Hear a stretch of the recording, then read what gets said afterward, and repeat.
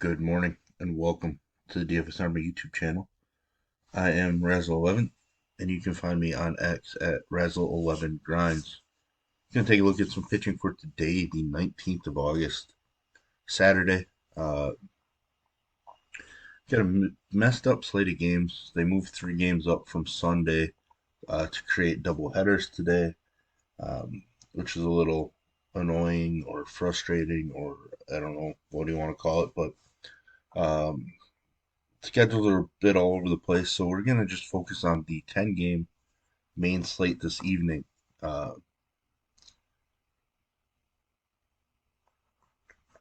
I'm trying to think. It's gonna take a look. It's the Tampa Bay LA game, the Arizona San Diego, and Miami LA. Um, I assume DraftKings is keeping game twos as part of this main slate. Obviously, I haven't seen anything, so we do need to pay attention. Yesterday they did remove the Cleveland Detroit game two from the main slate scoring. So we will have to pay attention here. But let's dig into the pitching. Our weather station hasn't been updated yet this morning. It is a little earlier than normal. So we will need to pay attention to the weather, of course. At the top, we get Framber Valdez, a minus 155 home favorite against a Seattle squad that strikes out plenty. Uh, Framber has not been sharp since his no hitter, allowing 2 home runs in each start. Both have come on the road. Was solid against Seattle in his one start against them. He's been at his best at home this season, even though he is under 500, which is strange to see given his numbers at home. K numbers much better at home. He obviously has, the no hitter. He also has another complete game shutout. Home run rate at home is extremely low. One every 21 innings is insane. Uh, but yeah, I love the upside.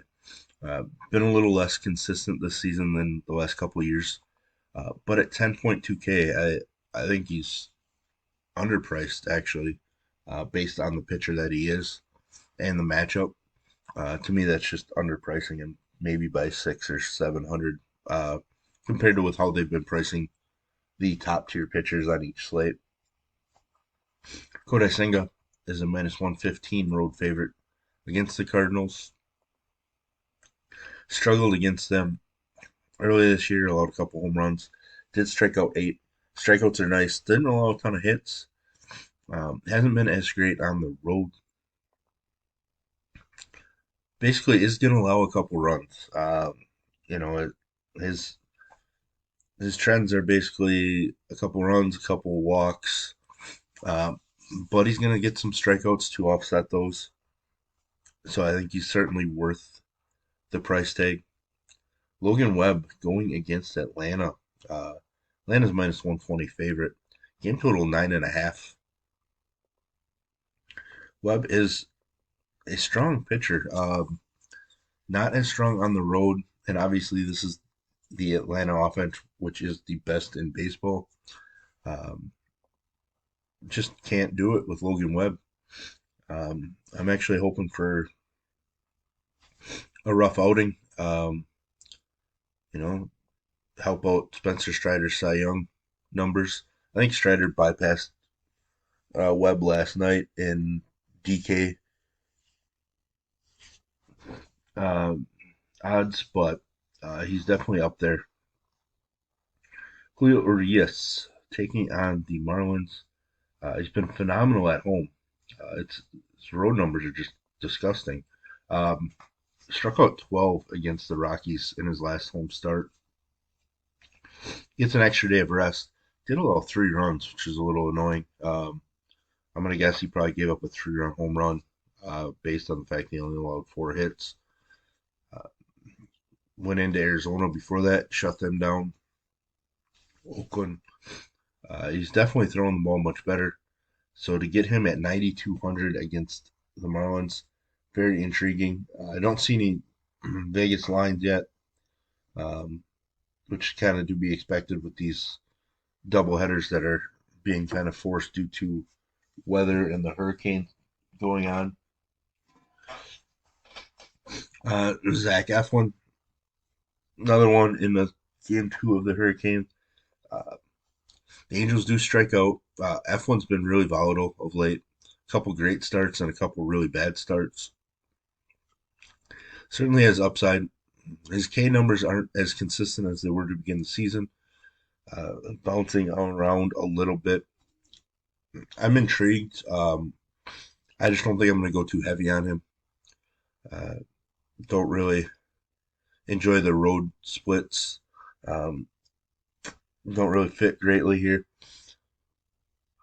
I know the Angels do have some strikeouts in the lineup, though, so there is enough upside that he's going to be of interest to me tonight, but I don't see myself going super heavy on him at all.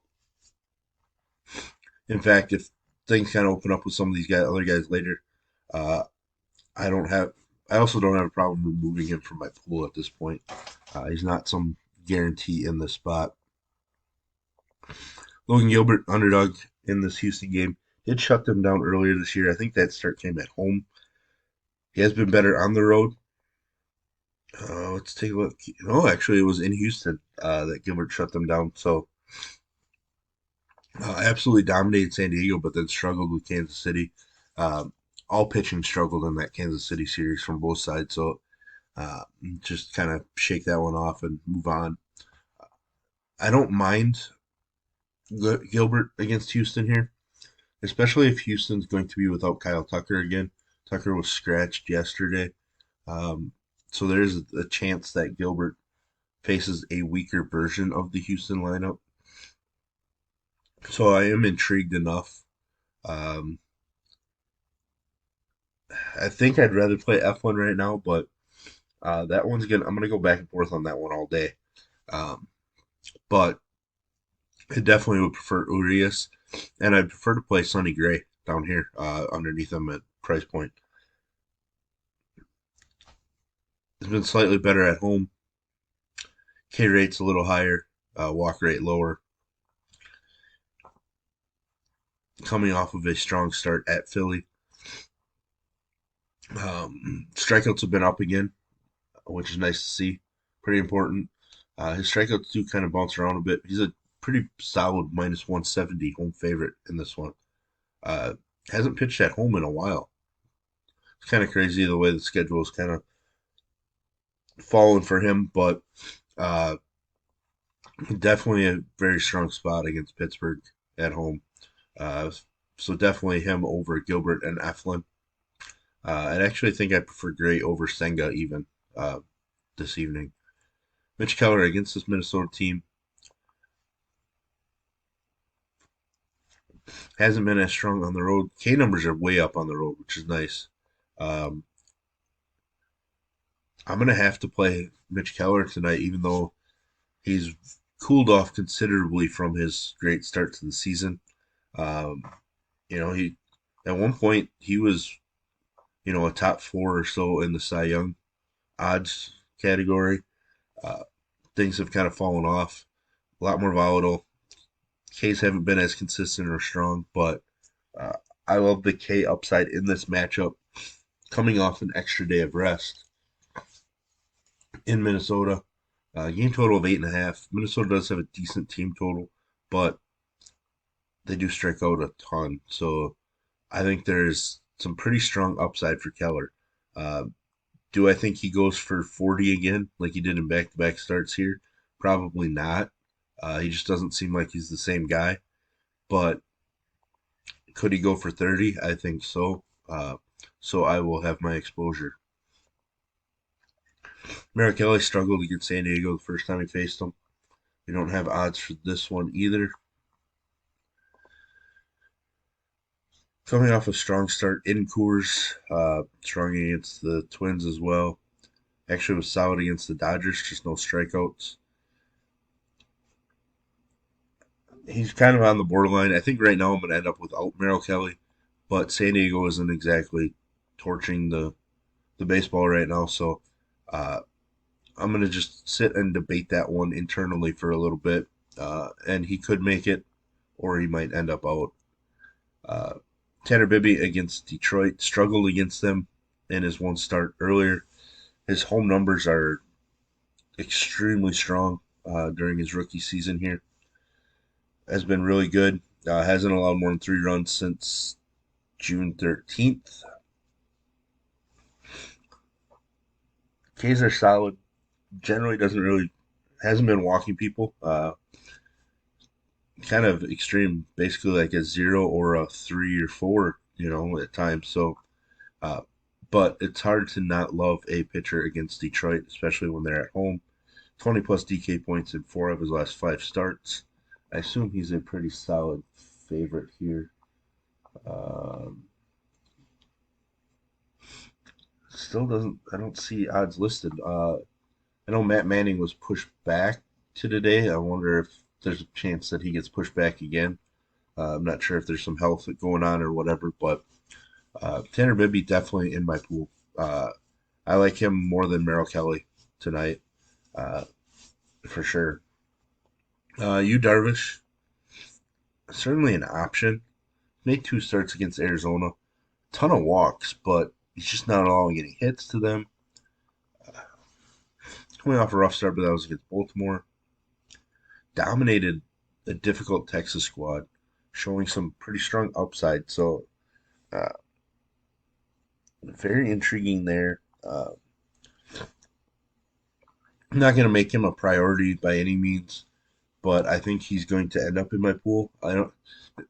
It already looks like there's going to be a bunch of decisions that need to be made here to get down to an 8-man pool for myself. So, Yuri Perez, one of my favorite young pitchers in baseball, not going to do it against the Dodgers. He has struggled on the road. He hasn't looked great since being recalled from the minors. Not sure why he was even sent down, but that's a question for somebody other than myself. Patrick Sandoval against Tampa Bay. I think there's some K upside here, but man, Sandoval's kind of all over the place. I'm not going to make him a priority. He might make it. I don't think he's going to, but he certainly might. I'm not completely ruling him out yet. Um, just because I tend to place Patrick Sandoval, and I don't know why. Uh, Miles Mikolas at home struggled against the Mets earlier. His numbers at home aren't that great either. Just don't think I need to go there. The Mets are a slight road favorite. So, Yanni Chirinos, the Braves being a minus 120 favorite. He has not looked good with the Braves. I don't think I can go there at this point. I think I just need to see it to believe that he's capable of doing something strong again.